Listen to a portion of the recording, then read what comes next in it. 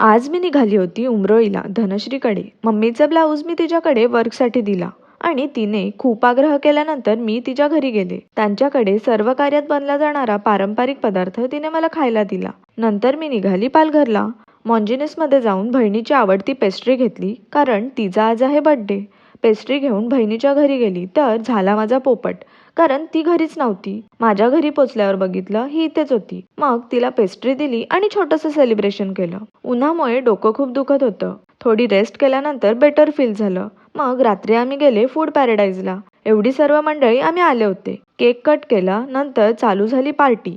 खायचं सोडून इथे स्नॅप चालू होता आणि आमच्या या भुक्कडला तर बघा, सर्वच खाऊन फस्त केल्यानंतर हे कसं विसरणार. घरी आल्यावर मम्मीने अक्काचं औक्षण केलं आणि हा होता मम्मीने आणलेला सरप्राईज केक. और खुशी देख रहे हो. फायनली आजच्या दिवसाचा लास्ट केक तिने कट केला. असा होता माझा आजचा दिवस.